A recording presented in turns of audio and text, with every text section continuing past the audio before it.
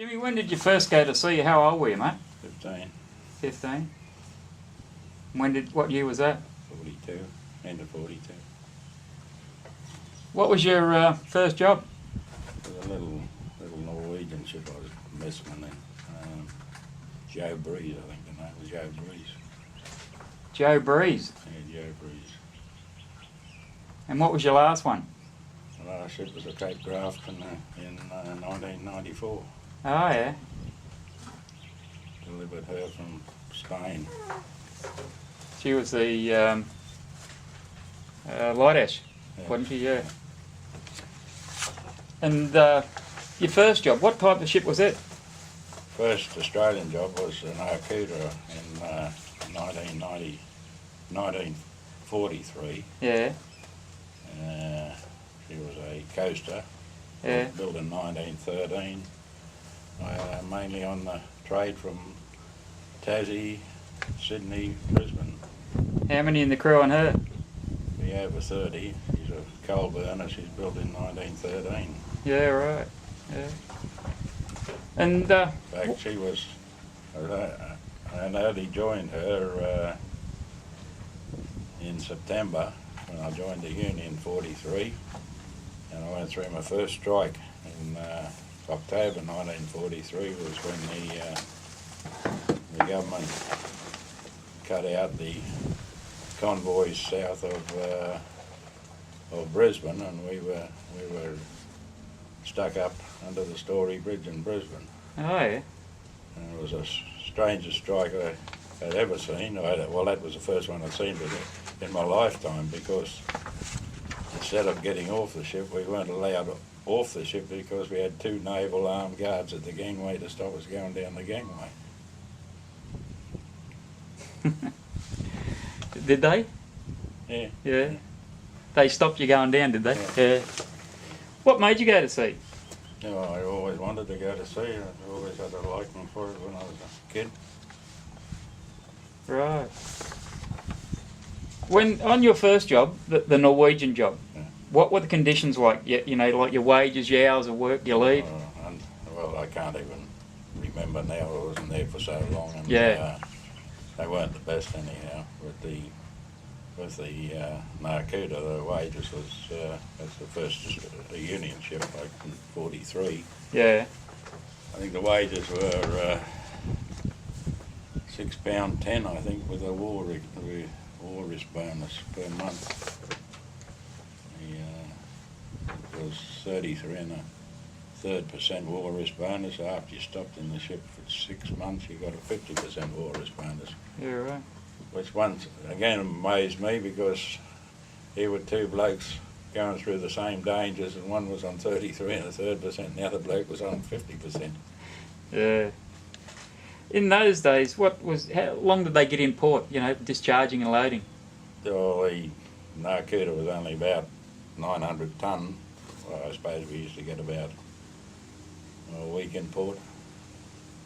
We depend on if we're going to Sydney. It was mainly apples and food stuff and potatoes, and then we'd take coal back to Electrona, Coke, and coal to Risdon. Oh, yeah. Coming to Brisbane, we used to bring spuds up and then go light ship back to Newcastle. Right, right. In those days, what was the food in that like, and how did it change? The food was, I suppose, just staple, nothing flash at all. The food depended on the cook. Yeah. Mainly, if you had a good cook, you seemed to make do with tucker, but if you got a bad cook, well, anything went. Yeah, yeah, true. And on the Narcuda, what were your duties in that there? Accommodation and stores and tucker. Get the tucker from the galley and take it aft, and in the afternoon turn to on deck. And as you went through and you progressed from deck boy, bucko, AB, how'd your duties in that change?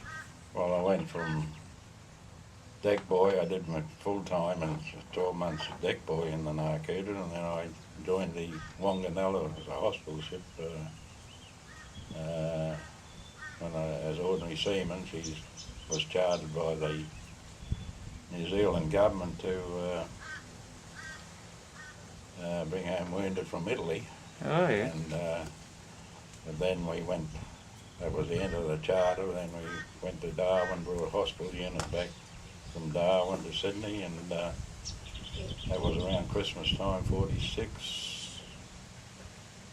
And then spent the rest of the war years up in, we went to Lae, Hollandia, Torquay, New Britain, bringing back wounded, and then the last struggle was from Maritime, that when they landed in Tarakan, we did the 3 landings at and they landed at Tarakan in Borneo. We did the 3 landings at this Tarakan, and we used to bring the wounded back to Maritime, which was only about 12 or 14 hours run. They had their base hospitals there, and then the next landing was Bruny Island in the northwest of Borneo. We covered that landing, and the last landing of the war was Balikpapan in South Borneo. And then we'd bring them back, and then we'd run to Sydney with the worst wounded and come back, and then the war finished. I think we were on our way back to Maritime, and then there was a great demand because of the prisoners of war that were in Singapore and Kuching, and we went up to the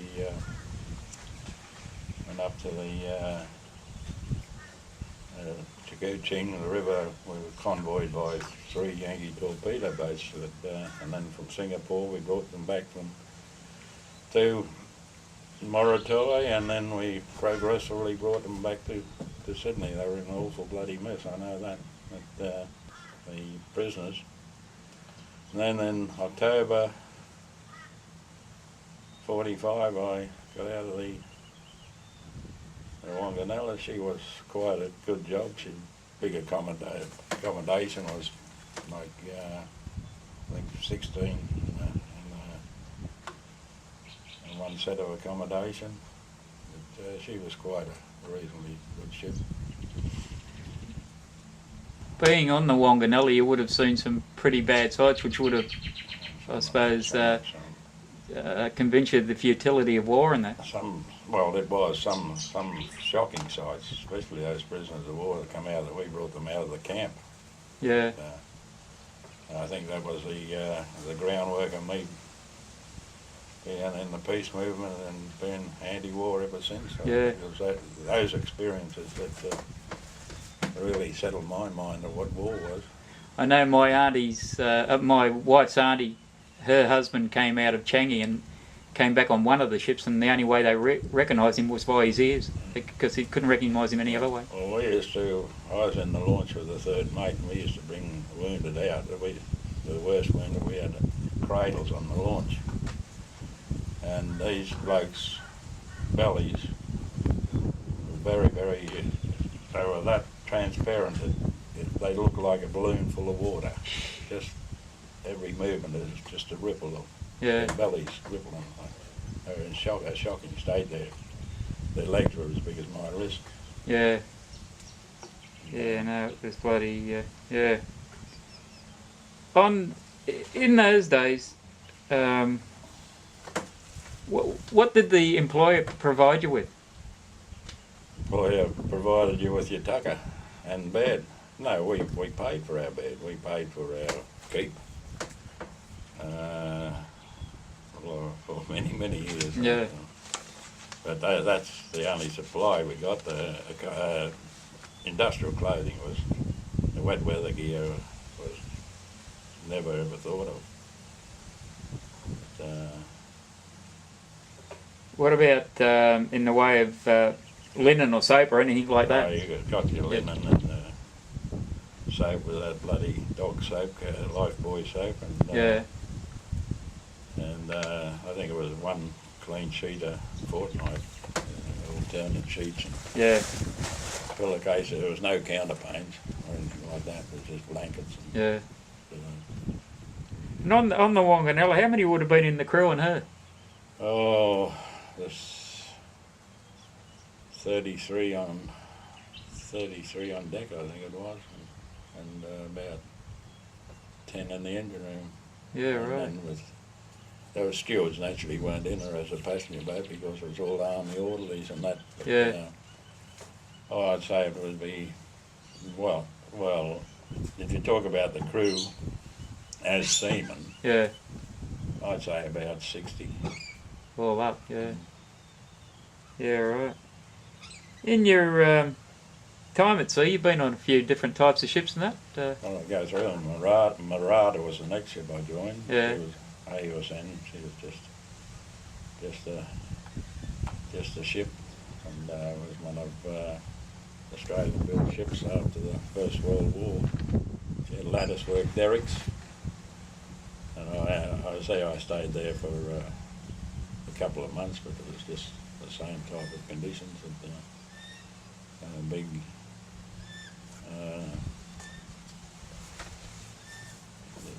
accommodation and not cabins, but forecastles. And see, apart from the ship job, she wasn't a bad job. She traded from Sydney, Melbourne, Adelaide when I was in it. Oh, yeah. The next job was come up to Brisbane, and I joined the Carumba, which was the Navy Fleet Auxiliary tanker, manned by a merchant crew with naval gunners and signalmen. And we went to Port Moresby, and then we were attached to the 3rd Australian minesweeping flotilla in Rabaul. Yeah. So it was minesweeping there, and we were the tender with fuel, and at that time we also refuelled the mixture of ships that come back from Japan. The old aircraft carriers were naturally de-gunned and that, and hospital ships and some American Liberty ships on loan. They were a constant visit there. They had about 60,000 Japanese prisoner of war to get back to Japan, and they just stuffed them down hatches and that. Well, we refuelled them, and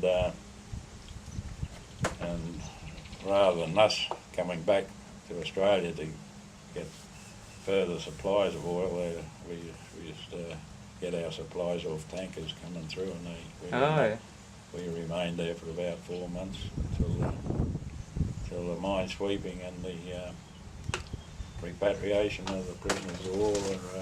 How big was it? The Carumba was built in 1913. She was built in England. She had telescopic masts. She was about 5,500 tonne. Yeah. One of the only tankers I've ever seen where the crew lived forward. We had a mess room, 16 on deck. We had a mess room, and try as we may, we couldn't get any more than 13 in the mess room. And apart from having the usual noise if you lived forward of anchor cables at sea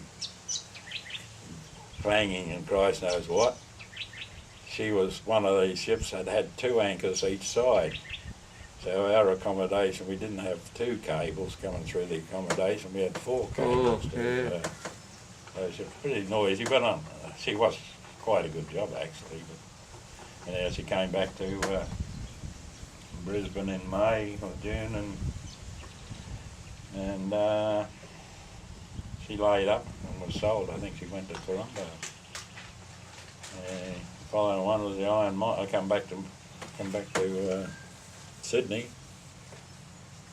And the next one was the Iron Monarch. Well, she was a reasonably good job. She was only built, I think, in 1943, and I'm talking about 1946. And Yeah. she was a relatively good job. I think she had three berth cabins and what have you. And I only remained there 2 months, and then around June, July, and then in August I joined the hardest job on the coast, the Ark Harbour. She had 18 derricks and a jumbo for 5 hatches and between decks. Yeah. and she traded from anywhere from Cairns to West Australia. In fact, he used to do about one round trip forever, a set of articles. For 6 months, he'd go from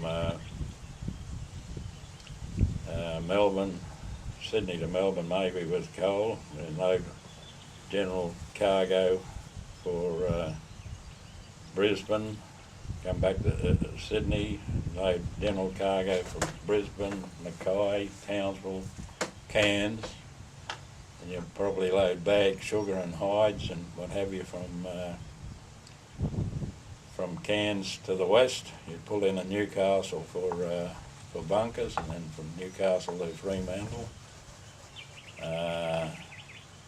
You then would always go down to Bunbury, Busselton for timber, for mainly the Gulf, sometimes to Melbourne, but if it was the Gulf you would then go to Whyalla or Rapid Bay for limestone, back to Newcastle or Port Kembla, and that was one set of articles. Anyhow, I stayed there for 2 years. It was a good crowd. I ended up, at 19 and a half, I ended up bosun of her. And I remained bosun of her for 20 months. But she was, when the young Turks were around, a good mob of blokes, and we got on with, we treated treated the hard job as a bloody joke. But it was then, there was the changes, talking about 46 to 48, the changes were beginning to eventuate as far as pre-war, after war. And she had our carver had a forecastle, with, I think it's 12 in the forecastle. There's a partition, a 3-ply partition, and on the other side there's about 9 angry firemen and 3 trimmers. And the bloody blues that used to go on, they had an alleyway, thought-tube alleyway astern, and the greaser and the donkeyman and the 2 greasers were there, and the bosun and the chippy were there. Yeah. That alleyway used to be Bloodshed Alley, especially bloody pay night. Yeah. Oh, anyhow, during the time I was there, the accommodation was changed a bit, but what was the best thing I thought at the time was the mess room became a communal mess room, the firemen and ABs, the whole mast house, after deck mast house was a mess room. And it was during that 1947, I think, we got a crew attendant, and that allowed the deck boys full time on deck, and that was not only the carver got the crew attendant, other ships got it, and that allowed the deck boys time to go on deck, and it was interesting days in the old carver. The crew attendant's position, that was filled by blokes who couldn't go either on deck or down below, wasn't it? Oh, people who, but mostly. Yeah. And they became crew attendants as crew attendants. Yeah. It was certainly an avenue for a sailor or a fireman who had been incapacitated in some way or another, but could still go to sea to have an easier job. Yeah. But from then I joined the River Loddon. I lasted in her, joined her from Sydney, went to Newcastle, to Melbourne with coal, and I was come to be with a mate called Mr. Haltane. It was senior Mr. Haltane. Oh, senior, yeah, not junior. And in Newcastle, the bosun went on the piss, and I had a bosun's discharge, and he called me up and offered me the bosun's job. I said, "You've got a bosun." He said, "I'm going to sack him if you take the job." I said, "Stick it up your ass," and walked out. Yeah.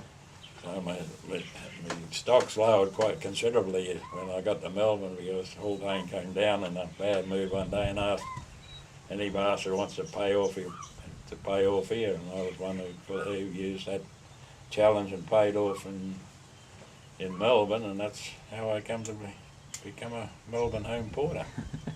Because they were the days where you could make your home port virtually anywhere, wasn't it? Yeah, I was supposed to stand down for 7 days. Yeah. But, all I did was went and told Birdie that I would like to sail out of Melbourne, and Yeah. so that was 48. So I joined it. It became a Bass Strait cowboy. I joined the Taruna. I think I was in and out of her 8 times.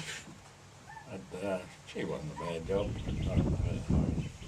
I'd met my wife and to be, and I'd get married, and I was quite happy there, and she's quite good. I ended up mud pilot of her and had a select job. And, the accommodation wasn't the best right for it.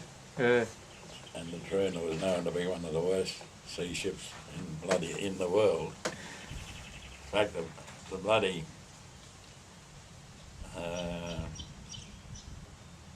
you'd walk along the forward to the toilets forward, and she'd come down that quick, you'd automatically put your hands on your head to stop. You think the deckhead's going to hit you on the head. And at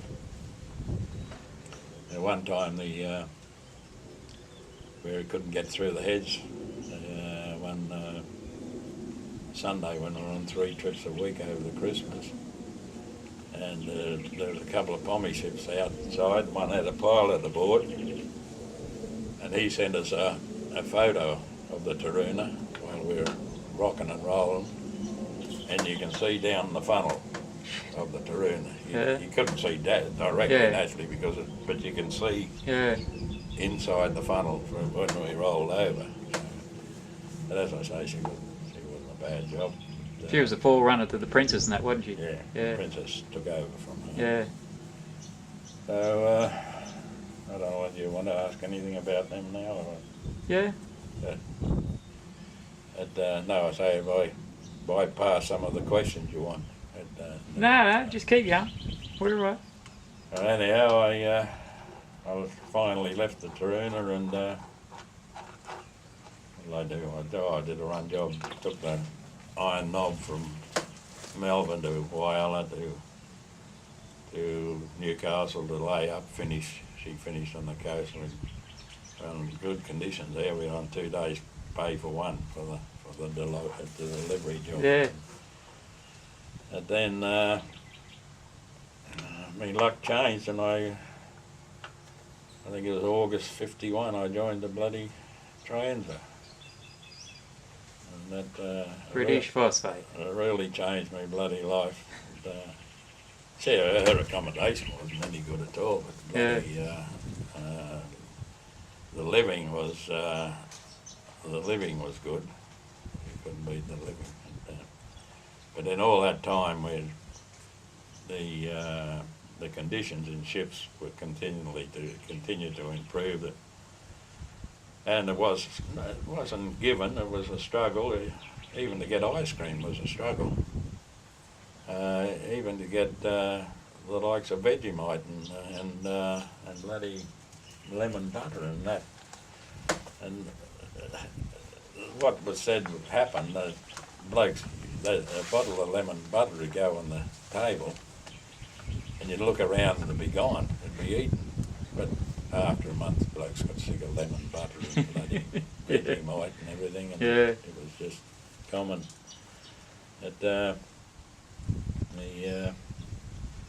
With the Trienza, well, she was different as far as food, and the accommodation was good.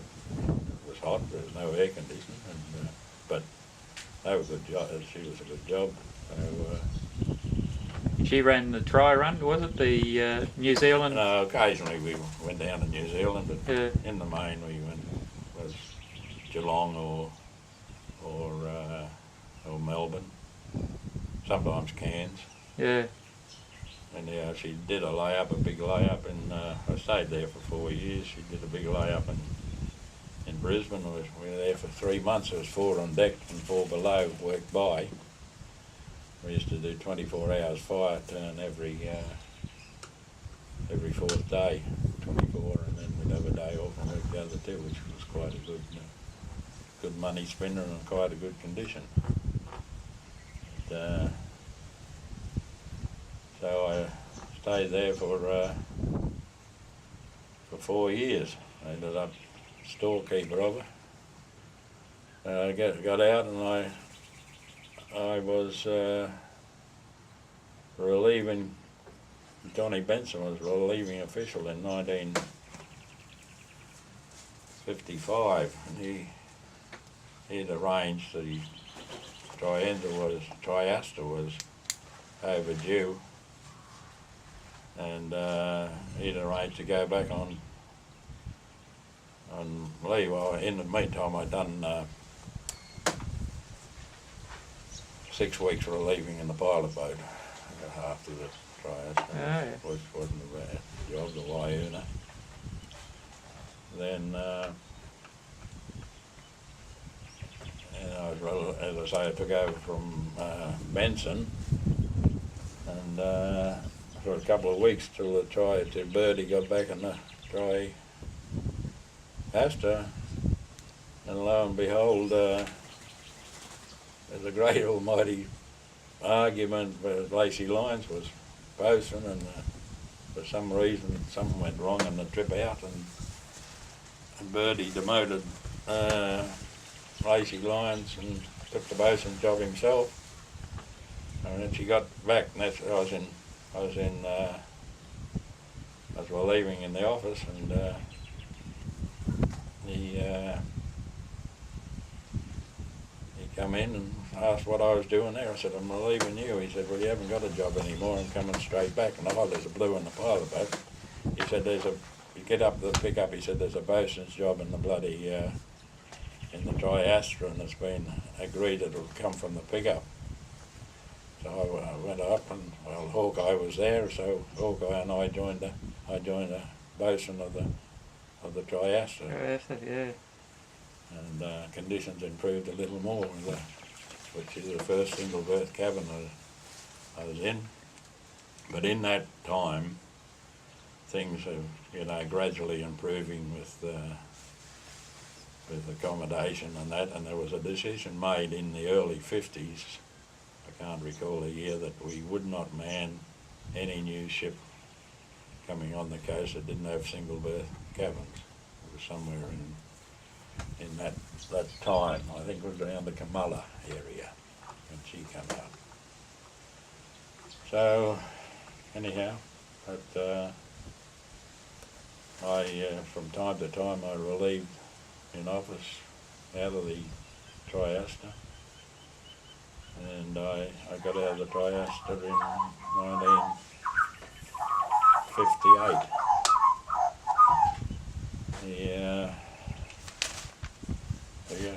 Just turn over. Am I waffling on? You're going good. Huh? You're going good. Sure? Yeah. It's your history. Yeah.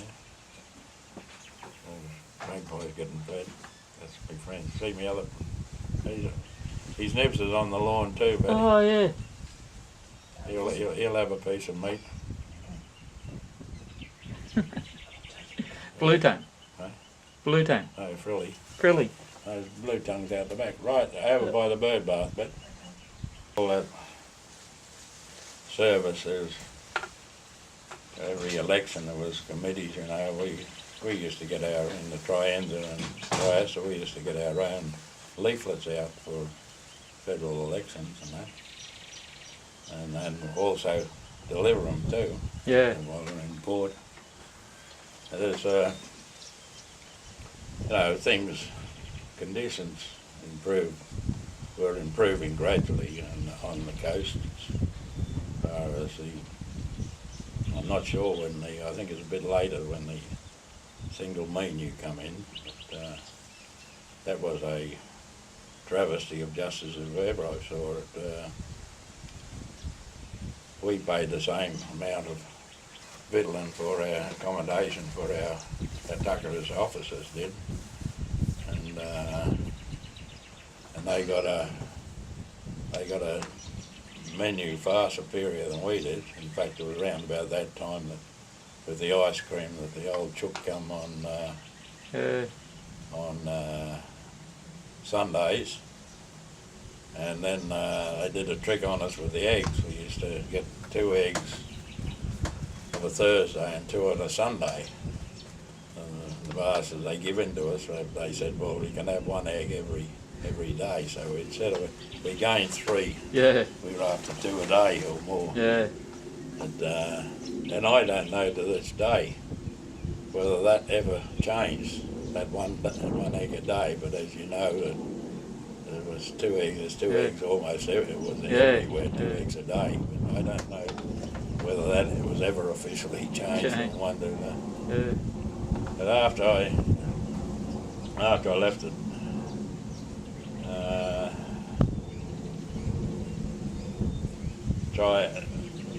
Trienza, after I left the Triasta, I was involved in some relieving in the union rooms, and then I spent about 5 or 6 months down at Western Port, dredging for the tankers, the big tankers who come in. We lived at a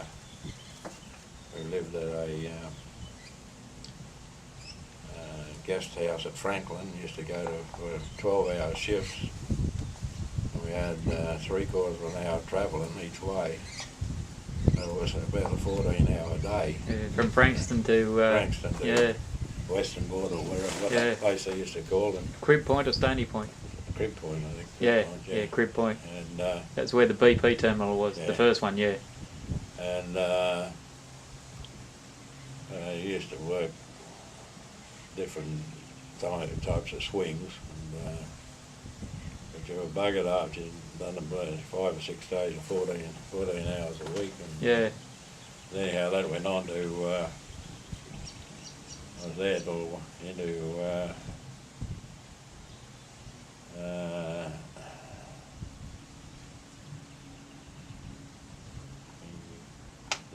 I think I've gone ahead of myself. That's all right. I think that came in the early 60s. It was. I joined the Minkara and did a couple of weeks, a couple of months in her, and then I came out to relieve in office again. And when Birdie got back from the, I was relieving in office when Birdie got back from the Tri-Ellis. He got over for the Tri-Ellis, and he was sat in the corner of the office, and he was writing there, and he called me over. He said, "Come over, Jim." He said, "What do you think of this?" And I think it was about March 59. He gave it to me. I read it and I said, "It sounds all right, but you don't mean it." He'd written out his resignation. Oh, yeah. And well, as I say, I was relieving, so I ended up there till the elections, and Roger Wilson was elected. The activities from the I joined the Caroon after relieving for about 4 or 5 months in office. But she was in Melbourne every second week from Hobart. And I think for activities, constant activities, between the late 50s and into the 60s, it was colossal. I can name them. I can remember every Friday at Ampol, Ampol, Ban Ampol. And Yeah. we used to have deputations to Ampol offices. Always, it was opposite the Royal Melbourne Hospital. We used to, when the Dan ships were going to Antarctic, we used to have bands and placards out there down on the wall for them. And it took us a long time to convince one government that we should be involved there when they got the southern Aurora Australis. Aurora Australis. Yeah. Took us a long time, and then Golden Fleece, supposed to be the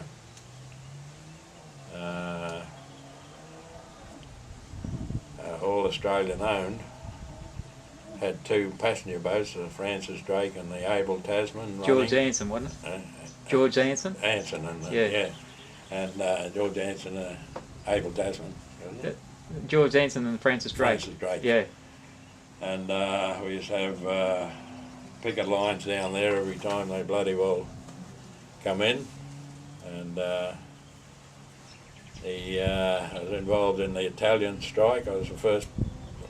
Bert Nolan said to me, "You better go down and have a look at it." He'd had a report from the Toscana, bloody old Toscana. Yeah. I was the first bloke down to find out what really went off. She's laying in Vic Dock.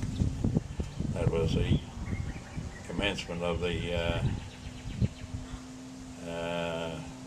Italian strike, which went for 6 weeks. It was a terrific strike if ever I've seen. The way to carry on the strike, the ship owners couldn't sack them and they couldn't put them ashore and they had to feed them. Yeah. So the union was involved, and Bert Nolan especially was involved in that. But in the late 59, the 60s, I think anyone who wants to know what went on in the union should read the 1960 journal with the 8 principles when we ended up with 2 and 2 farthing and 4 and 4 halfpenny a weekend for our weekend penalties. That struggle went on for months and months, and we were in court. We were in pains and penalties. We used to, and most of the arbitration was in Melbourne, and most of the activity was in Melbourne because of the head offices there. No, the arbitration. No. Oh, were there. Right, yeah. So demonstration, you name it. And in fact, the sergeant got to know me by name. And Bert and I used to have a drink of a Saturday. I used to go and do the shopping in the market, Prahran Market. Yeah. And then we go down to the pub opposite over at Prahran there. I can't think of what, the Botanical, I think it was. And there's the old sergeant, there's football on Saturday, finals of football, and I lob it around the corner to go and see Bert in the pub. Yeah. The sergeant spots me, he said, "Christ, Jim," he said, "you're not putting one on today, are you?" And anyhow, getting back to the improvements also in the roster system, there's all kinds of conjecture about who was who as far as the roster. To start off, the history of the roster, getting away from standing alongside gangways and getting picked up to an official roster where we used to go for 9 till 12, I think it was, and 2 to 3, 5 days a week. And we were able to bring it back to 9 to 11 and 2 to 3. And we brought it back from 9 to 11, no 2 to 3. And we had 9 to 11. And we then demanded a smoko. And that was still, you stood up and like cattle, and the mate or the engineer come along and looked at your muscles and saw the bloodshot eyes or whatever. Well, in Melbourne, in the 50s, we had meetings, committee meetings, and we said, well, bugger this. So instead of everyone going out and stand, we started off gradually, everyone going out and standing up for a job. We said, bugger them.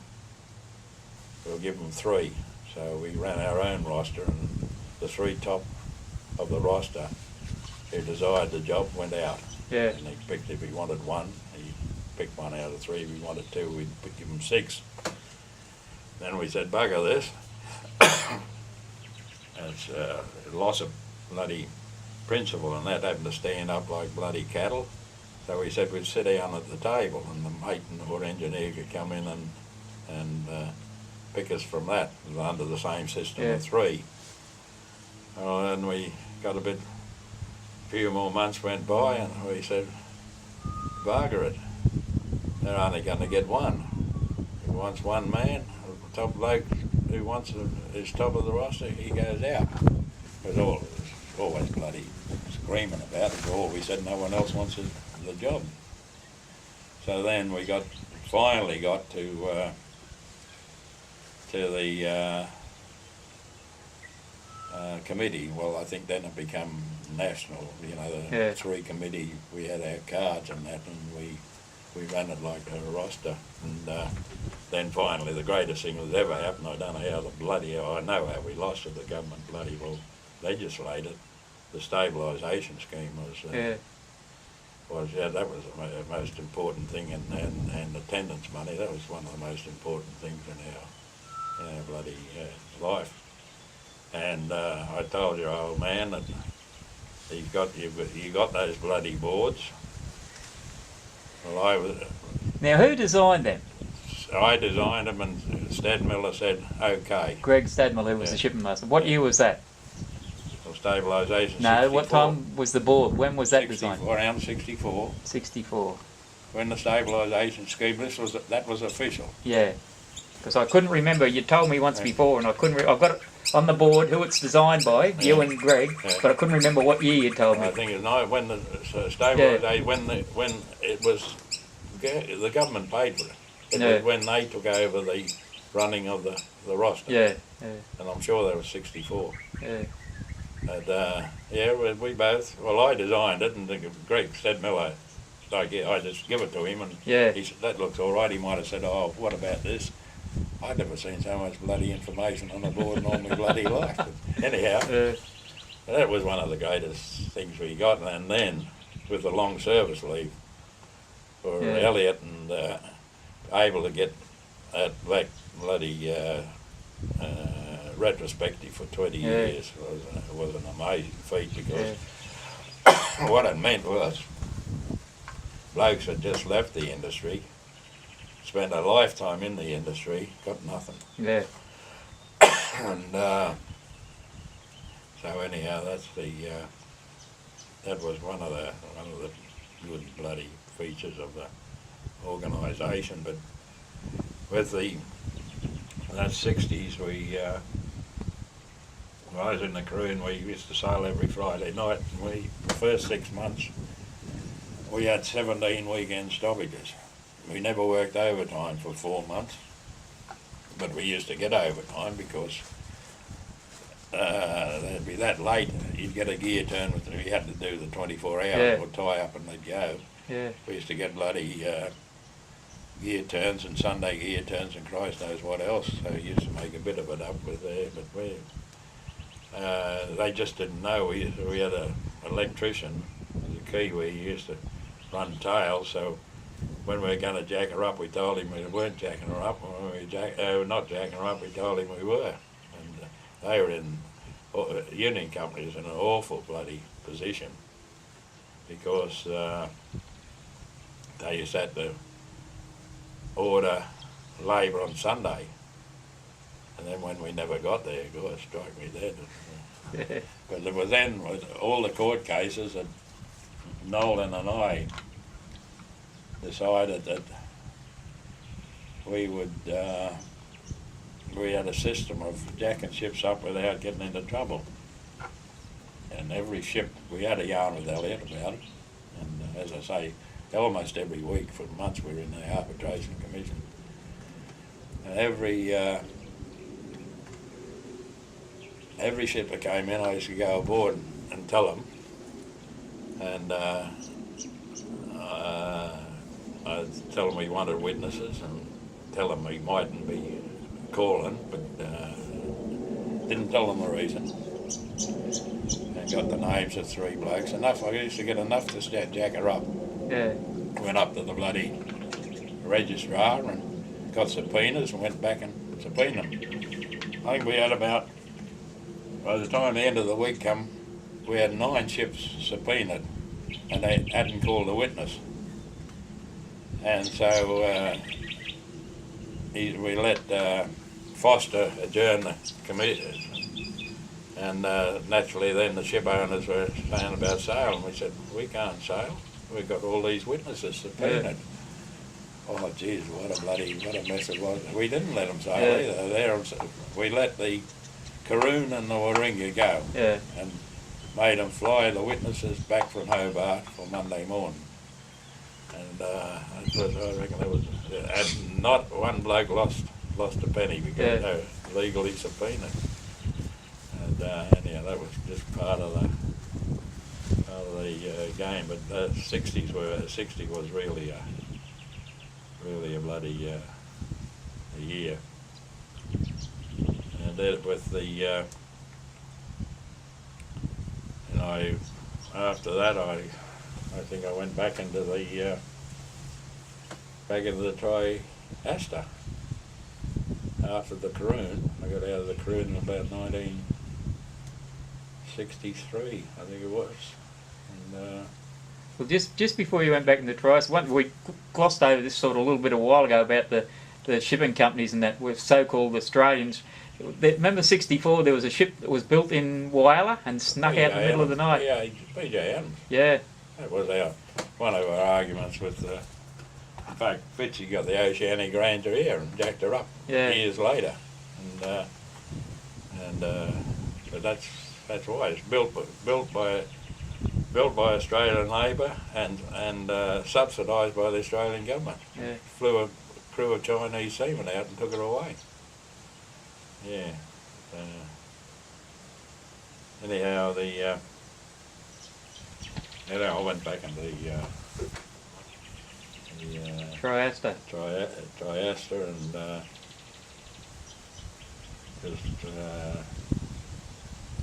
continued to relieve from time to time, and those days then the COM conventions were running. Well, they were one of the best things for the union too. Allowed every ship to have a representation. Yeah. To them, and certainly opened to the membership, the workings of the union, and being able to have a say in decisions. I think that was one of the best efforts we did was with communication with members. And anyhow, I battled on till 1968, and I paid off the Triaster and Compo, the first Compo I had that I've been going to sea. The boat got hit with a wire and shattered my finger. Yeah, I was on Compo for about 69 for about 6 weeks, 7 weeks. With the bloke relieving me. In fact, he come up to see me about 10 years later and said, I was the longest relief ever on the Australian coast. The reason being that a bloke called Elliot and Nolan got me to come in one day and suggested that Fitzy was sick and he had to have a serious operation on his throat, and he didn't want to. He was advised not to carry on with the job, and it was suggested that I should go to Queensland and become Queensland branch secretary. I was a bit reluctant, or very reluctant. They worked on me, and a couple of meetings later, I said to my wife, and she agreed, so I decided to come here. That's how I got to Brisbane. So what year was that? 69. And you were elected in 69 in office? April 69. I was appointed. Appointed. The election was in the end of 69. I was elected unopposed, and to my knowledge, I went through the records, and the only 2 officials of the Seamen Union that ever spent their time in office and never faced election was Pat Garrity and myself. He faced 9 elections unopposed, and Right. I faced 8. Taffy Swedenson was crooked on the world because the last election that he was there, someone opposed him. Just going back to when you're on the Triaster, I believe that you might have had something to do with the Nauruan independence. No, that was a Trienza. Trienza, was it? Yes, Noel and I found Hammond the Robert and a few of his cronies under a coconut tree, bloody all be very disenchanted. But, we then started a communication basis with them, and Bert was the major part because he had the Labor Party involved and threw that into the ACTU, and he was able to convince the ACTU to send a bloke up from there to discuss with the Nauruans unionism and also republicanism, and they went on strike. The Nauruans went on strike for 33 months. And we supported them with money. And the Gilbert and Ellis Islanders had to teach the Nauruans how to fish because they're all educated in the long grammar. Yeah. But when they taught them how to fish, they didn't want to come back to work after the war. But we were the start of Nauru being the Republic, our assistants, and that dirty rotten Hammond the Robert, he was never out of our accommodation when he was a teacher, but as soon as he became president, he never ever come near us. He'd come down on the bloody Triaster, wouldn't come near us. But anyhow, we were certainly involved in it. I don't know whether you told me the story or someone else told me the story. You went to see him once, didn't you? And when he was president, he said to wait or something like that, didn't he? It wasn't probably Bert, I think. Yeah. But he wouldn't come near. Yeah. He was never out of our accommodation when he was a teacher. Yeah, right. But things changed. But that was in '67 when they became a republic. Oh, yeah, yeah. And, anyhow. You went into office in '69, and when did you retire? I retired in July 1994. And I was a financial member of the Seamen's Union until December 2003, which was over 60 years. Of the SUA? Of the SUA and the MUA. Yeah, oh yeah, right, yeah. Now, in your time at sea and as an official, you would have come across quite a few characters. Quite a few characters, Jesus Christ. No, I don't think he went to sea. Well, I know, I can tell you one character, his funeral was Candy Kid. Yeah.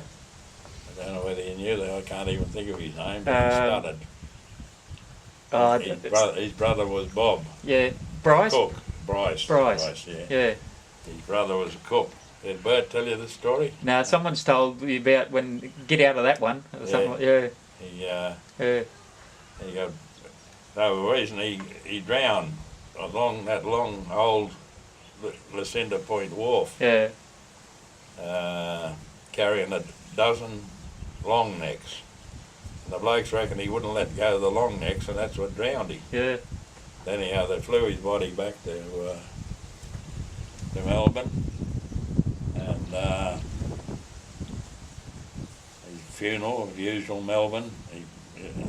Faulkner Cemetery was raining, only clay everywhere, and the Minister for Seagulls, the Flying Angel, was doing the service.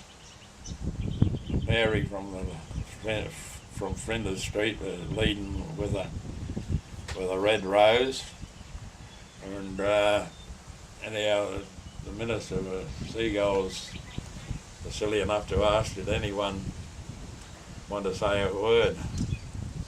And Bob, his brother, he stuttered too. He said, yes. He said, he got up and he nearly fell into the bloody grave. He looked in the grave, and he said in his stuttering way, Ken, he said, you got out of some corners in your time. He said, get out of this bastard. And there's poor old Croaky Arnold, I was his watchmate in the Caroon. And, you're lucky sometimes with watches that if you're the first wheel and you sail in the last wheel, you don't get a wheel. Yeah. Vice versa. No matter when we sailed, I was always on the wheel. And of a Saturday, of a morning, I don't know what it was, he used to end up, when the sun was rising, if you're on the 4 to 8, he'd end up bringing the ship round to look at the sun. Because I'd go down to smoke 9 times out of 10. The whistle would blow to come back, and they suffered him because he wasn't cheeky drunk. Yeah. He's a good bloke. But anyhow, he's in the horrors this day. He's in the mess room working, and he's in the mess room with his with a long neck. And he's right behind the porthole. And I said to him, "Are you there, Croaky?" I said, "Are you there, Croaky?" Hey. I'm looking at him through the... Who is it? I said, "It's the good Lord, I've come to get you. It's the good Lord, I've come to get you." He said, "I'm not ready yet, Mott. I'm not ready yet." Croaky, man. Anyhow, there's there are a couple that come to mind, but there's been plenty of them.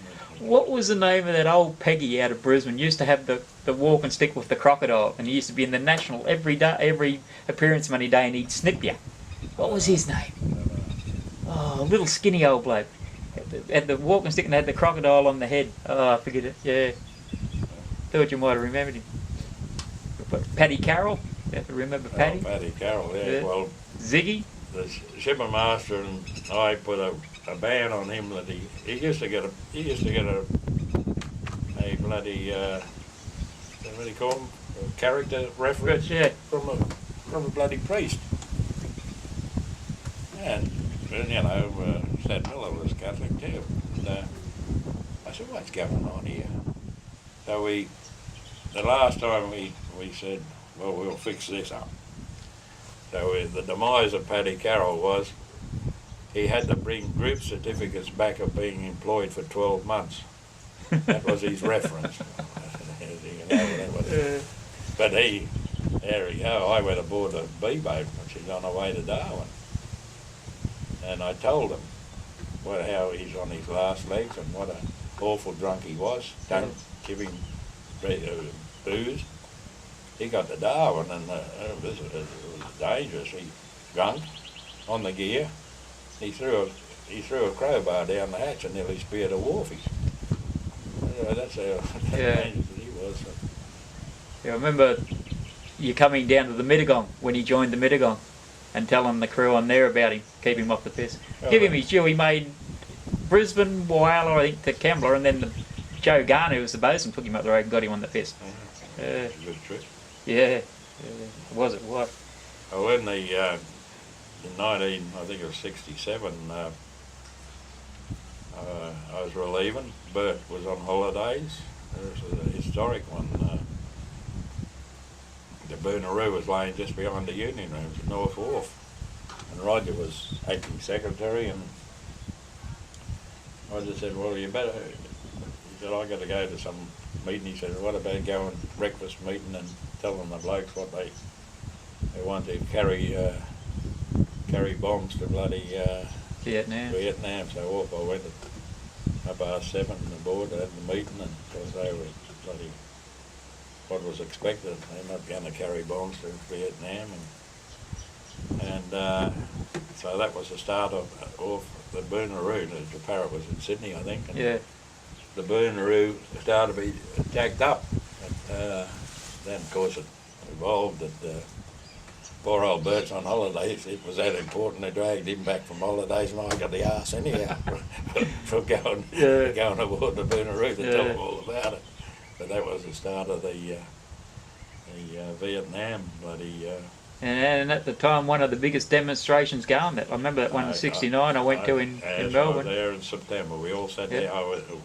September, I think it was. I had to go back down there with the house was down there and things were some problems. We all sat in the street on the Sunday afternoon. Yeah, I remember Jim Cairns addressed us. Yeah. Yeah. And there was some good bloody demos there with that. Yeah. But we always had Clary O'Shea, I can remember. Yeah, that's right, another one. Clary O'Shea was jailed with a penalty. We had a stop work meeting in Unity Hall and we filled bloody Burke Street. Yeah. Right from the end up to the House of Horrors up in the top end of Parliament House. Spring Street. Yeah. And there were some demos, all right. Yeah. Then there's another one when we nearly had President Key, his car turned over. We come out of the park and he was stopped at the corner. We nearly had him turned over. And why die for Kai? Remember that? Yeah, that's right. That was what was he? Airfield Marshal? Airfield Marshal. Vice Marshal or something bloody Kai. Yeah, South Vietnam. Yeah, well, he came back from here. First and best as an official, the best thing that ever happened was bloody aggregate wage and the swinger system. Yeah. I just come into that. I came to Brisbane. I went to see Elliot in Sydney on the way through, and he said, "There's a couple of small disputes up there, Jim." He said, "It won't take much trouble." I know the day was Easter Tuesday. I get into the union rooms at 9:30. I was stopped down with Billy Cooper down on the Gold Coast. And Jimmy Molyneux were leaving. And he said, "Good day," and introduced me to the secretary. And he said, "News for you." He said, "You're in the Arbitration Commission at 10." So that was my first day. The Lagna jacked up for an aggregate wage. My old mate Billy Bird leading the push. I was in there. I had to tell her. Mancini was a bloody commissioner. I said, "I've got to apologise." I said, "I just landed in the state." He used to laugh about it after. Anyhow, later on, Mancini saved Birdie from getting put out of the industry. He got his third bad discharge, and I was able to get Mancini, which Gregstead Miller was crooked because Mancini had no authority to wipe a discharge, bad discharge. But anyhow, I said to Greg, "Well, mate, forget about it, turn the blind eye," which he did. Yeah. That, and there was the Ore Region, the crew refusing to fly out to join the Ore Region reluctantly. That was the two blues I had to deal with. Was that when they went to Manor originally? Yeah. But anyhow, the first few years, they all good up here. With we were able to make history of getting the first tug area to get an aggregate wage. Closely followed by Queensland Cement and Lime. We got an aggregate wage, and the tugboat industry didn't get aggregate wages for years after that. I think we got the next one here I got Morton Tug and Lighter, but the next one was Howard Smith and Gladstone, and that was 82, and the industry didn't have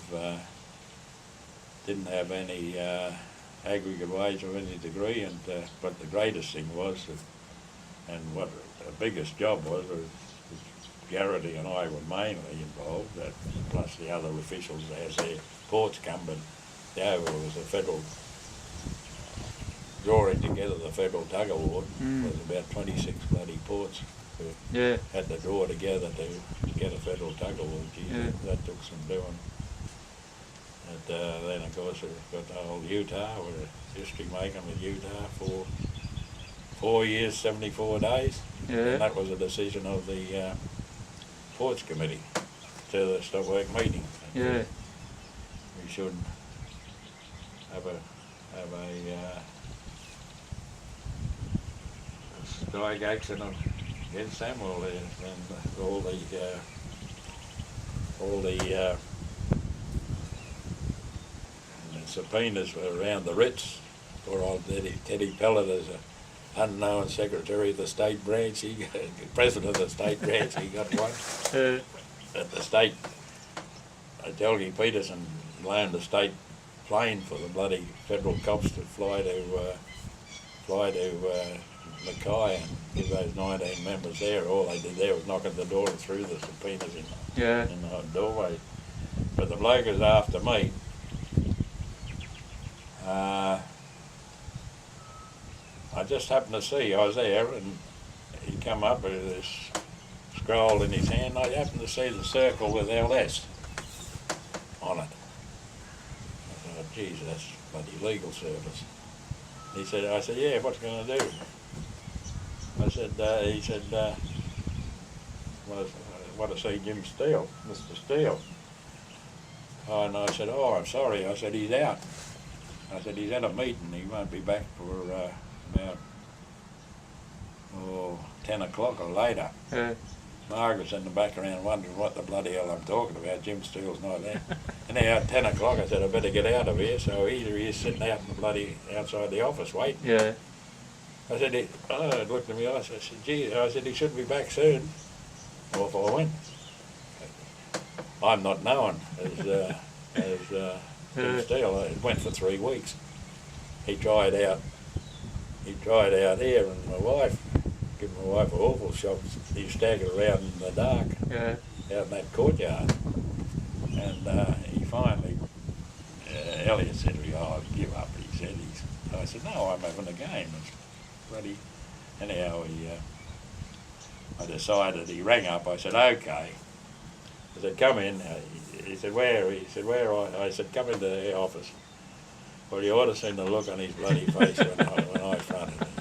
He shook his head and I said, don't you ever go near my... Oh, I told him on the phone, I said, don't you ever go near my missus again. I said, she's got a baseball bat now. I said, she'll give you some. Oh, he said, I apologise. I apologise. Well, that's how I got my buddy. I had to give myself up. And, it was interesting. And of course, then there's the yellow cake. Elliot and I ended up with Rich on that bloody thing too. And the Australian Exporter, they convened the railway union rang me up and told me that they'd had 7 containers of yellow cake that'd been there for about 6 weeks.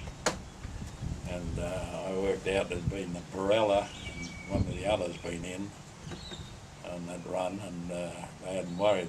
They set it up to load it onto when the Australian ship was on. So anyhow, it was all kinds of meetings. We finally reluctantly agreed to load the 7 containers of yellow cake.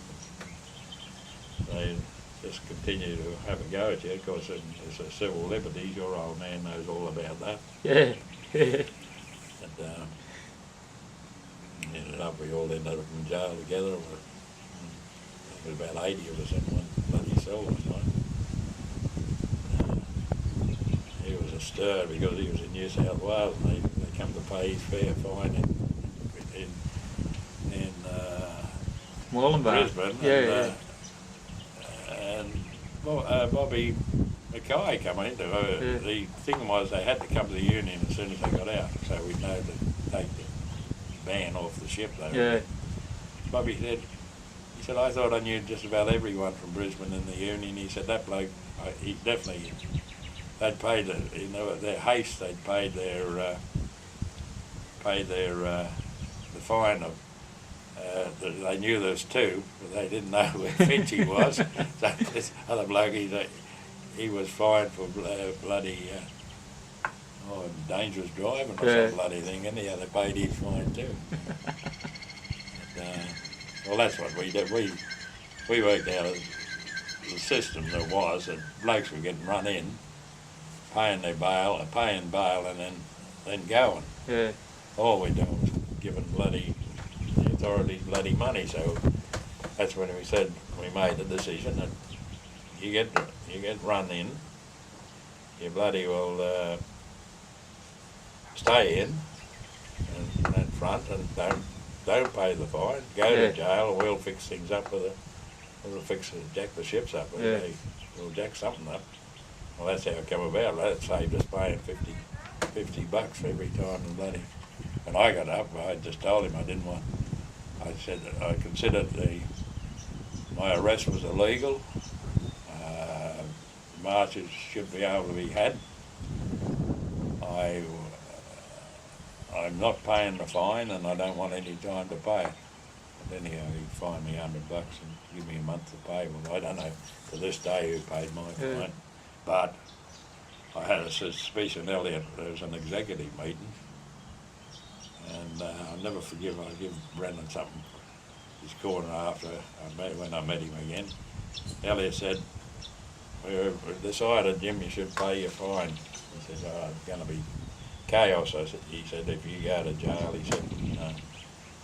He said, "The ships be jacked up every bloody where." He said, I said, "I can't do it." He said, "Why?" I said, "Because the decision was we don't pay our fines."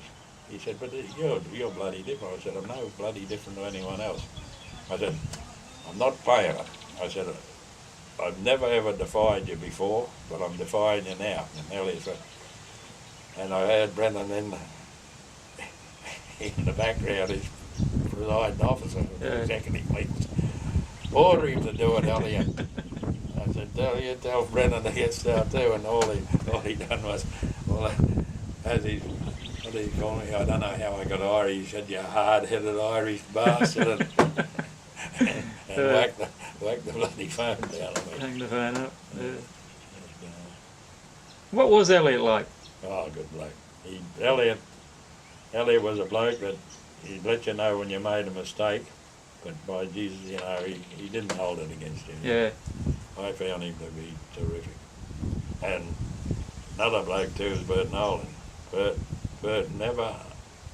See, when I on service leave, I had to get my service from the union. Well, I'd relieved in the Melbourne office for 82 weeks. Well, that's what a year and all told a year and a half, I suppose. Yeah. No, 82, yeah, a year 52, and a half. year and a half, yeah. Yeah, a year and a half. Bert had never let you down. He's a principled bloke that never once. You make mistakes, but never once. Yeah. I admired him for it, and he's been a great mate of mine. Well, most all officials are. Yeah. And the old Bulk Nest was another bloody great victory we had when and lots of blokes were crooked on the tugmen in Gladstone, but they did nothing. It was through their action of jacking up those nest boats that were loading alumina that we were able to get the Bulk Nest, and certainly it was a victory, and that was another where I managed to equal Elliot's history, and possibly no other Australian Union officials ever done. Elliot went over and fought a battle for conditions, and that when the Wanganella went aground on Barrett's Reef in Wellington, in one conditions. Well, for some reason or other, the Bulk Nest had a air conditioning bloody dispute in the Bluff about, I think it was about 1977. And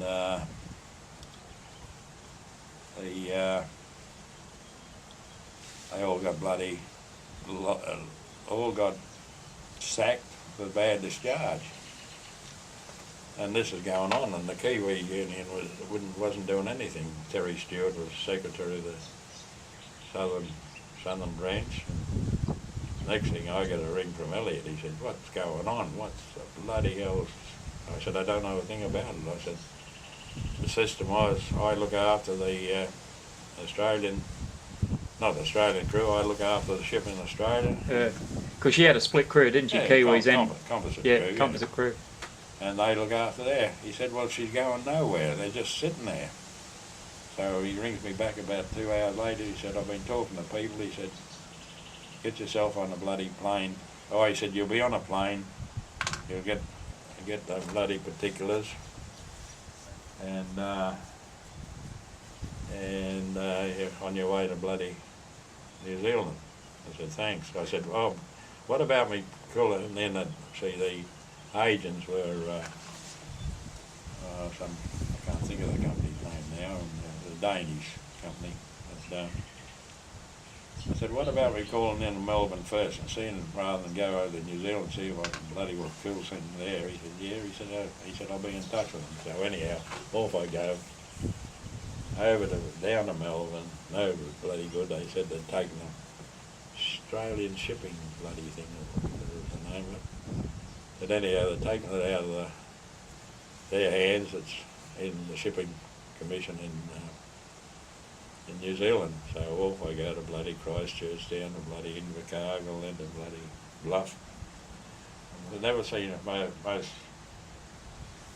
docile looking mob of blokes in all my life. They didn't know what they were doing, and they didn't know how to get out of it. So they were meeting. I said, God, strike me dead, what's going on? As I say, it was 9 days. They were living aboard, weren't getting fed.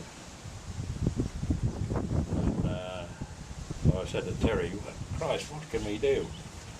I said, why haven't you been that industrial bloody commission? He said, we don't believe in it. I said, well, I've got news for you. I said, I do. I said, I'm going to go. So it was a Friday, I'll never forget, it was a Friday night. Friday afternoon, I told bloody Shipping Commission, New Zealand Shipping Commission, we're going up. So I said to the steward, you better come up. Well, I said, oh, I'm going to bloody roast you for not bloody representing your members. And got on a plane to Wellington, got there about 5 o'clock, put up in the pub, and bloody commission met at 8 o'clock at night. Went through till about 10. I can argue, and all the New Zealand Seamen's Union did was sit in as bloody observers. Yeah. So lo and behold, when they went out for about a quarter of an hour, and I told them, I said it was a desperate bloody dispute, and there had to be some given, or someone's got to give way. And it looks like you people can solve it. Anyhow, they come back. They ordered the bloody bad discharges to be quiet. They said pay them 9 days for being on strike. They paid them accumulated leave for being on strike, and I paid them Vitla for being on strike for 9 days. I said, thanks very much. I said, and naturally the condition was the ship sailed. Yeah. I'll accept those conditions, thank you very much. And I said to the steward, I said, you'd be the craziest bastard in the world, you would be. Look at that. So I said, we're in the room. I said, well, you ring your Dello and tell him I've done fucking work. I said, you tell him that. And I could tell that he was starting to argue with the deli. I said, give us that bloody phone. So I give the delegate a piece, and I said, it's over. He's a bloody lost nothing.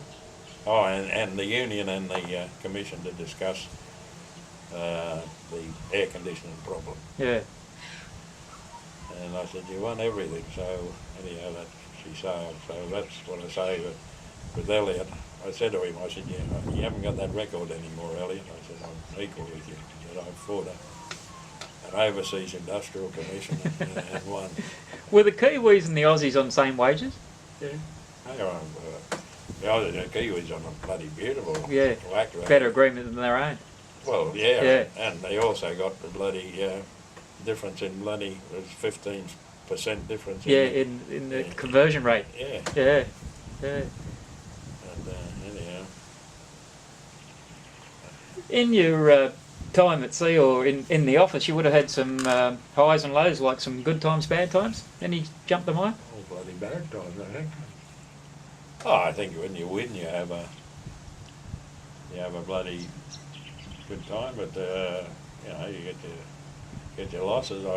I won one in one of the iron boats in the dock, and the commissioner gave it in our favour, and BHP sailed, then then they refused to bloody accept the commission's bloody decision. That was commissioner. That was Justice.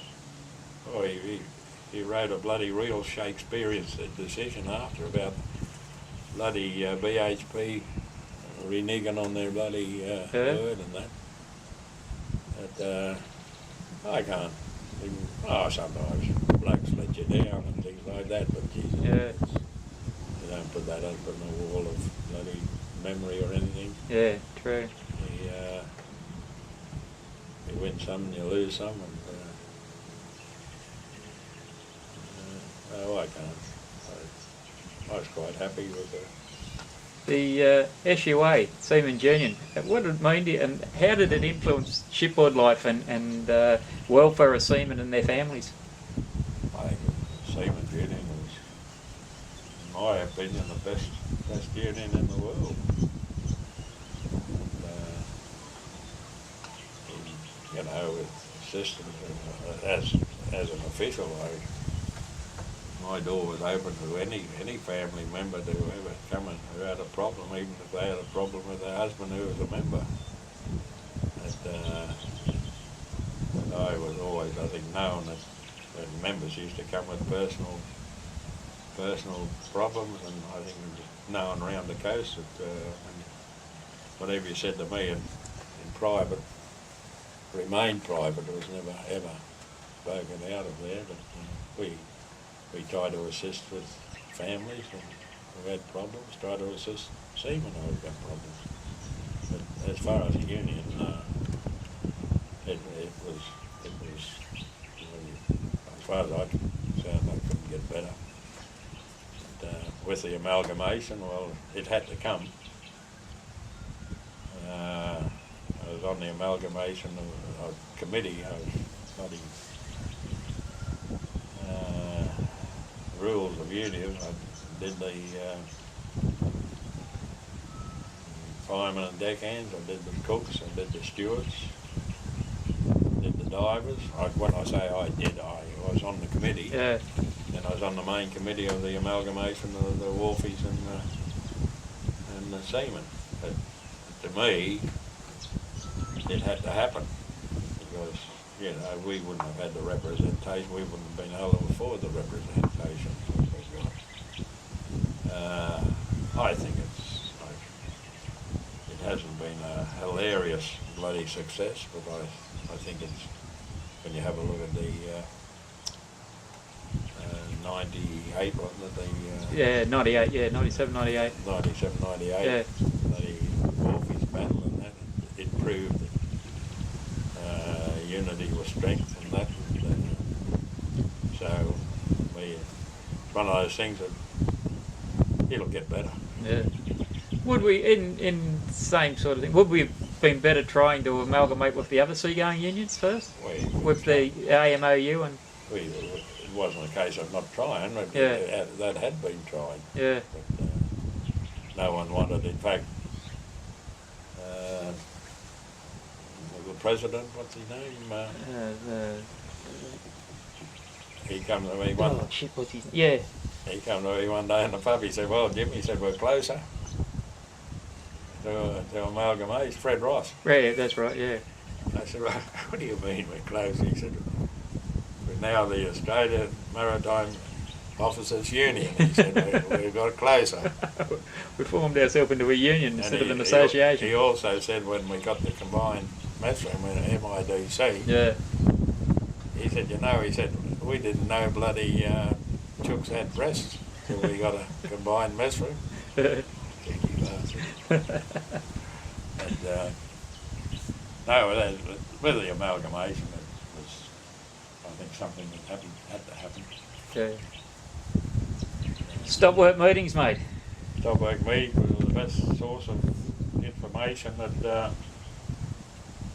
seamen could get, because the reason of stop work meetings was know, because seamen and at sea, although over the later years with the swinger system, that it was possible without the leave system. You could go for 12 months without copping a stop work meeting. Yeah. Either being at sea or in an outport where there's no stop work meeting. But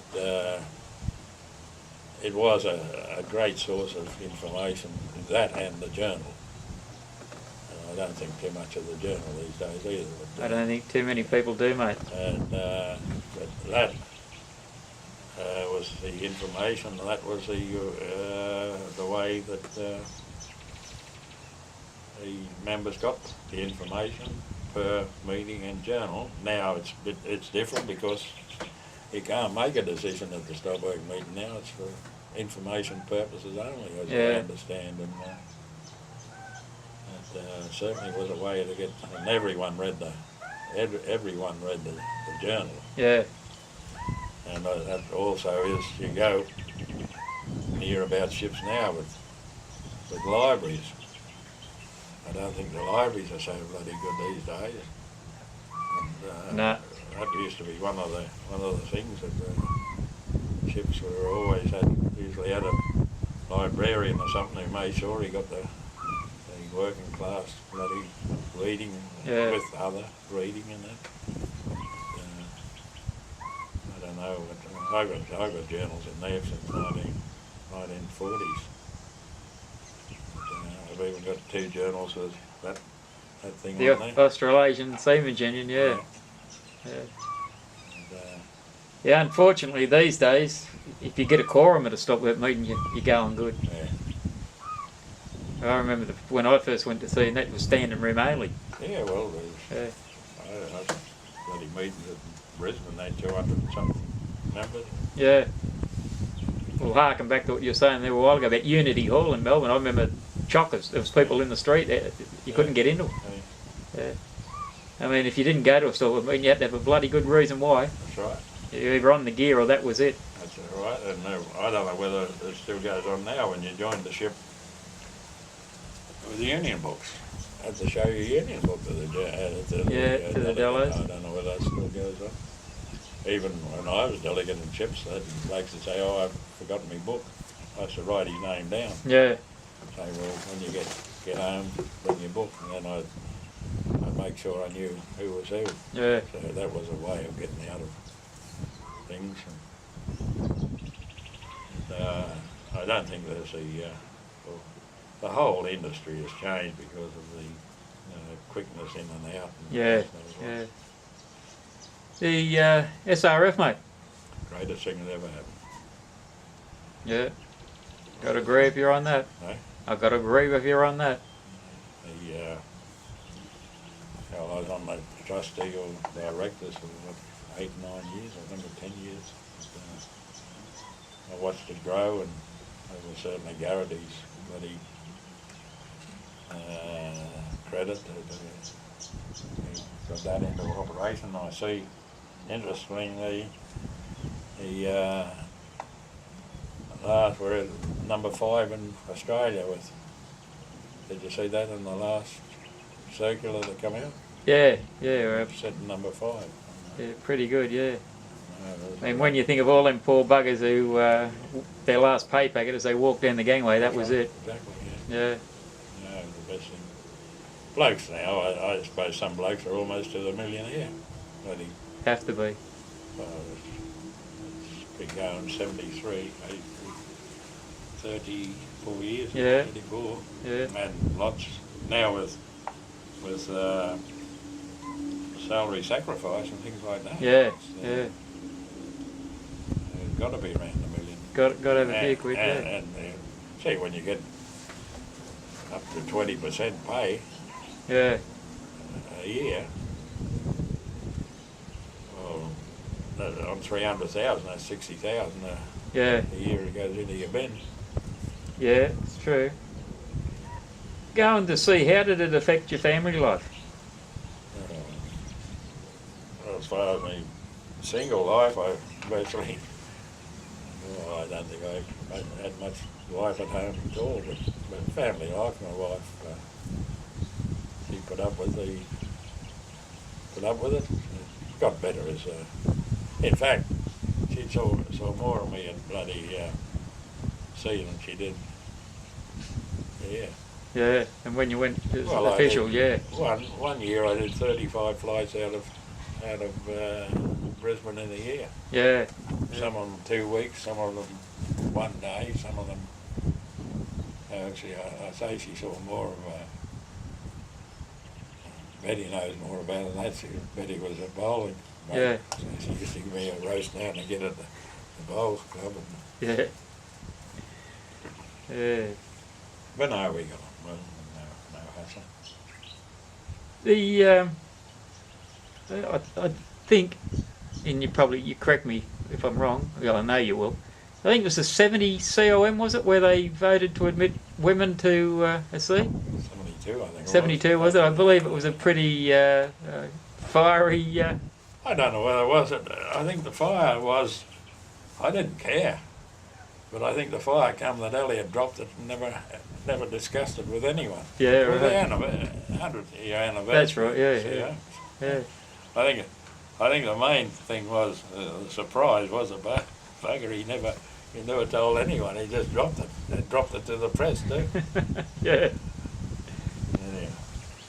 Yeah. I don't think it was a success anyhow, but there's still women, and there's still an opening for women to get to see. So that's the good thing about it. Yeah, that's right. Yeah. I think old Gus is the only one now. She's an old timer. Is she still at sea? Is she? I think so. Yeah. Well, she was sat alongside of me a few meetings back. Yeah, right. Yeah, I know a lot of them have either gone ashore and had babies or just pulled the pin altogether. Funny part about how the mix-up was a lot of them with engineers, got married to engineers and things like that. I don't know why. But, Yeah. but anyhow, the good part about it is the opening is still Yeah, still there for them. Yeah. The Union School, mate. Yeah, well, is it still going? Not as much as it used to. No. Not as much as it used to. I see what worried me, and I said at this meeting the other day, or the other month, see they have delegate schools. Yeah. Maybe have 2 on end, or maybe have twice a year. I give a day or 2 or whatever it is to a couple of 3 hours to give roughly the history of the Union from 1872. But it's amazing. What surprises me that I think I've only seen 1 or 2 seamen at it. There's usually a school of about 22, and what's his name from Sydney? Yeah. He comes up, and The little fat bloke. yeah. Yeah. Yeah. And but I've only Eddie seen Seymour. Yeah. Eddie. I've only seen 1 or 2 seamen. And Yeah. I say the wharfies, get a wharfie, we spend a day. Come on when it's, usually takes about 2 or 3 hours, 2.5 hours for you to go through with the history and that. But the seamen don't seem to be interested. I don't know. Yeah. I went to a couple at St George's Basin. I don't even think they've had any down there for a while. I think they have sections down there. Yeah. From time to time, might be the tugboats. Yeah, it was the last one I went to. We had a tugboat conference there. It's just after the mob I work for now. We were the first one at it. I don't think had steam at the time. Boys liked us being there, but we were, still tugboat blokes. So yeah. Well, we know when you're retired. What do you do these days? Bit of gardening. Yeah. Bit of punting. Bit of drinking. Still active in the industry? I only go to the stockwork meetings here. I'm also president of the Merchant Navy Welfare Society, but I don't go to I can't walk any more than I get 250 metres. I'm looking for a fence to do with my legs, so I'm useless doing any political activity. I wander around doing things. What about the vets? You in the vets? No, No? No, I'm not in the vets. I was a member till 03. Yeah. And I'm not in the vets now. Poor buggers on oxygen. Yeah, well, that's right. To get to from South Brisbane Station to the Trades Hall, I've got to have about 3 stops. Yeah. With the legs there. I've had bypasses in both legs from here down. Yeah. And this one was a failure with a blood clot. Well, it just starts to ache. It's a real ache. Yeah. And I've got to sit down and lean up against something. Yeah. I go to the meetings there, and as I say, I'm involved in the bloody schools there. Doing me a little bit. What do you think of what you see of the industry today? I think it's gone. It can only get better. Yeah. It's rock bottom. And when you read the, I think it was I always get the engineers. They posted me on watch. When they did an article on how many billion they're going to set out in roads, and not 1 cent in shipping. Yeah, it's stupid. Well, ships don't bloody wear roads out. No, that's right. And it's just incredible the thinking that governments have got. Yeah.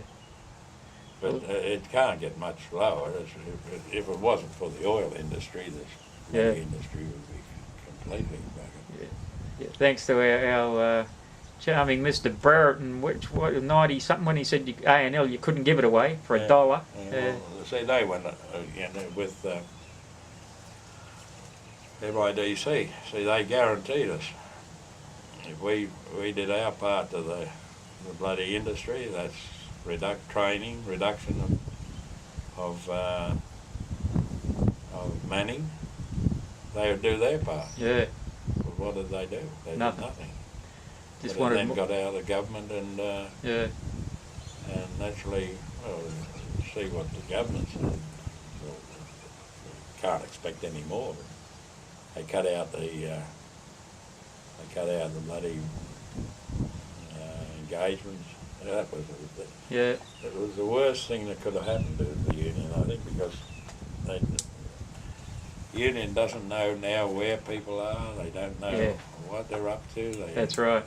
There's no communication and you can ring up anyone and get a job, and that's how it goes. So and they knew what they were doing, the bloody government, and they cut out the appearance money. Yeah. When our mate Peter Reith, in one slash of the pen, got rid of it. Yeah. That's what I was going to tell you before. Them boards we got at the museum, they are original Melbourne ones. Yeah. Well, naturally I have arguments with Gary. Gary tried to tell me the West started off, changing the system first, but no one was like Melbourne. They did a change. Yeah. But no, they were the ones for the stabilisation when the government took control. Getting back to the tri-boat, was that horrible little fellow Captain Cole Evans there when you were there? Yeah, dealt with him. Charming little gentleman he was. No trouble. Yeah. I must have joined her just after you got out of her, I think. 17 of us joined her all at once. Mate, that's about it. You got anything you want to add? I wrote a few things. 65, 66. I was leave for 6 months. That's when Roger went overseas he went on a delegation, then he had some back problems and he spent almost 6 months there. Because in July, August 63, the Caroon ran the ground at Corsair Rock. Were you on her then? And I went on leave to relieve in office. You wouldn't want to know what happened the next week. The Beltane ran the ground, of course, and was beached at Mornington down Mount Martha. Yeah. And I was aboard relieving because of adversity, better get down there. So down I go. I'm aboard this bloody Beltane, the beach. doing all kinds of arguing there. Anyhow, I've said all the others, but You're talking about that bloke senior earlier on, Old Payne Senior. yeah, I was with his son when he put the Townsville Trader around on Corsair Reef. was he? Yeah, 11:15, 12 at night it was. Yeah, I got on quite well with him. Junior. Yeah. Yeah. I see him in the shipping office one day, and I'd never heard he was in. And he come in, Jim, how are you? I said, I didn't know you were in. I said, I haven't heard from the delegates. Is any problem there? He said, no, there's none. He said, everything's all right. I said, well, I got to warn you. I said, you're doing my livelihood damage. He said, why is that? I said, when you come to Brisbane, you say to the bloody Dellos and the members, oh, well, we're going to Brisbane. If you blokes don't behave yourself, I'll get in touch with my friend Jim Steele. I said, you're doing me damage. And, anyhow, he rings me up. He's in a lake boat down at bloody BHP where they wants me aboard immediately. I said, I can't. He said, can you get down soon? I said, I'll get down as soon as possible. I said, something's wrong here. This is after the pickup. You know what the bastard's got? He's found out the Sheila's aboard. He's standing at the gangway and he's not moving. But I didn't know this. Yeah. So I thought there's something wrong. Anyhow, I didn't get down there till about 1:30. Anyhow, the bloody old stomach must have gnawed when the saloon was on for lunch, so he went down the saloon for lunch, and the blokes got the Sheila's off while he was at lunch. But I always, they couldn't stop me from going to sea. I said, no, none of my colleagues like going to sea. Yeah. No, because I'd jump everywhere. I've just got to mark the Amanda Miller while I went. In that one for a reason, was to make sure that we got the consul, working at the consul. And what happened then, the bloody mate, Smithy, the skipper, he was not a bad skipper, but the mate, we couldn't convince him. So what he used to do was, when we got into port, he'd send a pumpman on some spurious message down the pump room. And when the pumpman got back, the bastard would have the consul set up. So we had a discussion with the pumpman. We had Garrity on the phone, and bloody Ross was on the phone at 3 o'clock in the morning one morning. So the poor bloody pumpman, to get over this bastard, what he used to do, the other two pumpmen come on duty on arrival. One pumpman would in the pump room, and the other pumpman would be outside the door waiting for him to send him on some spurious excursion somewhere. So that's how we beat that one. Yeah. And anyhow, after that, I was in the WM Leonard. We had a vibration problem there, and Allsop was the commissioner, so we did the trip from here to Cairns. We went into the games room at sea, and we watched the bloody chairs vibrate across the bloody. I said to Allsop, I said, geez, you can't deny there's no. He said, I've never seen anything like it, Jimmy. But anyhow, we didn't do any good, and we wanted extra leave. But anyhow, the next thing is, she decked up again, and I got a front, he's a High Court judge now. Not a bad bloke either, was the bloke who they reckon was mucking around, Kirby. Yeah. I was the first bloke to front him, and he had the Maritime Commission for a while, in the industry, and he knocked me back. Well, you wouldn't want to know after he knocked me back, she went to sea and the vibration, the bloody radar mask collapsed. So airport give away, and then we accept. Yeah. And then I was went over to Mount Newman in 73.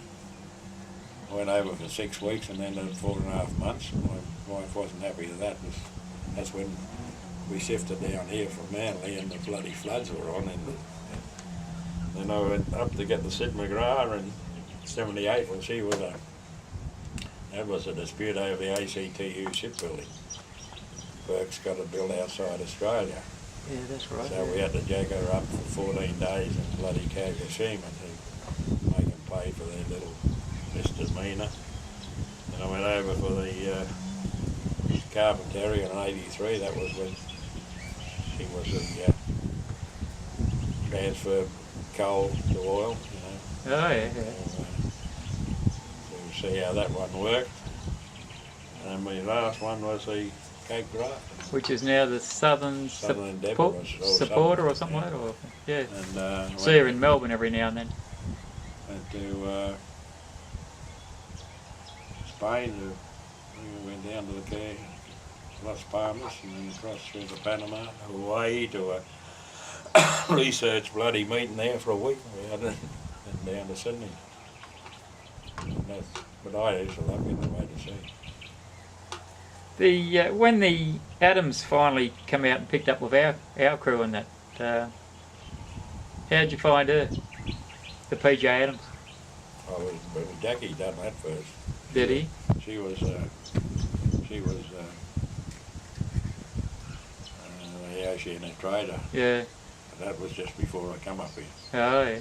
So I did a very short relief on the PJ Adams, and I found it a funny mob there. Well, Jackie Fitzgerald saved him from fronting the stopwork meeting. I wasn't there.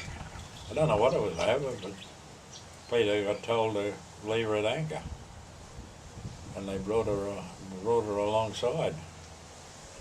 And I understand that only Jackie, he got up and said, "Oh well, that bleeding dog's lie. Yeah. Let them know that they've been told at the meeting." So he more or less saved. Peter was screaming on him. Yeah. As Peter can. And I don't forget what reason it was.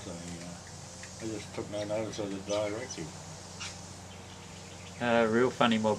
Yeah. Only lasted 4 days. Yeah. Here to Western Port.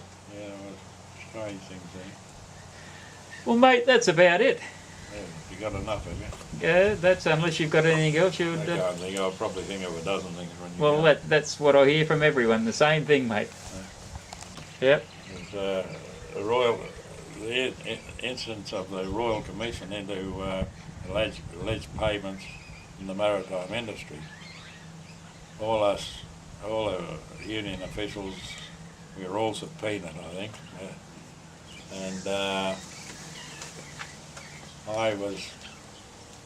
My colleagues had been on in the morning, and I come down the plane about lunchtime, and I knew where they'd all be in the pub. And I had the front in the box in the afternoon, and my old mate Alan Allport grabs me by the collar as soon as I get in, stuffs a beer in my hand, and says, "I don't know how the Seamen's Union runs. How does it exist?" I said, "What are you talking about, Alan? What, are you gone mad or something? You had too much to drink?" He said, "No," he said, "I've sat in that bloody Royal Commission all morning."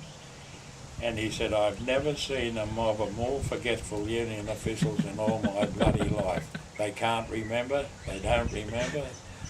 I said, "Oh, so, well, that's lovely. I know what is the worrying part? Yeah.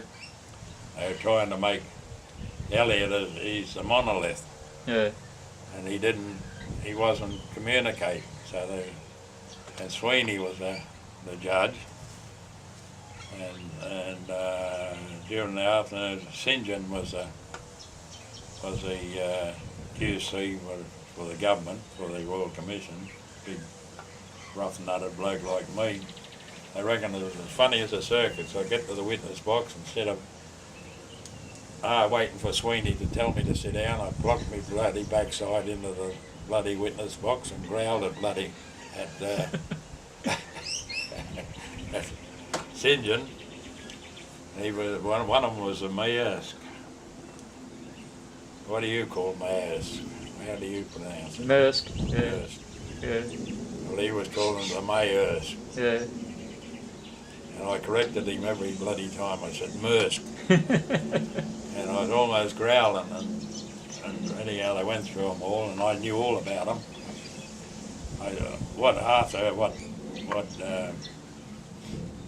Oliver had told me, I said, I'll know all about every bloody thing if I do or I don't. So Elliot communicated with me, and I see Sweeney made a reference to it in his findings. He said it's noticeable that Mr. Elliot always communicated with Mr. Steele on that, but I was involved with quite a few of them with ample tankers. Yeah. And I was also involved in them with the paperwork in Tasmania for some unknown reason. Yeah. And anyhow, Garrity's trying to get up to question me. Anyhow, St. John turned round to Sweeney. He said, I have no more questions, Your Honour. I said, what have you forgotten the Jetty Boo, I think it was. He said, what? I said, you've forgotten the Jetty Boo. I said, I sent $800 to the Papua New Guinean Seamen's Union in back wages for the Jetty Boo. Garrity's, he got me out. So what are you up to? I said, making a joke of the bloody silly looking circus. Yeah. Anyhow, when I got out of the pub, I said, how did it go, Alan? He said, I'm proud of you. I made it my business to be bloody ignorant and bloody obnoxious as I could be. There's one, when we're talking about disputes and that, we're a little bit remiss in bloody mentioning, mate. What's the biggest one we had up here? Or one of the biggest, after Utah? Columbus? Columbus line? Yeah, but we weren't that involved up here apart from tugs, mainly in Sydney. Oh, it was Sydney. Well, I thought we used to have the picket line up here too. No. Oh, that was Utah, that's right, yeah, because I was down south then. No, that was Sydney. We were involved in delaying them with tugs. Yeah. These tugs are a wonderful arm for us when you have a look at the bloody action. Yeah. All you do is ring up an overseas tugs, overseas ships or any bloody thing, especially with our fight with bloody flag of convenience, crew of convenience. Yeah. Nowadays, these mates, secondary boycotts. Yeah, that's right. Yeah. But there was always been boycotts. There have always been penalties. Yeah. We paid fines, and bloody other people didn't pay fines, and it didn't deter us. Yeah.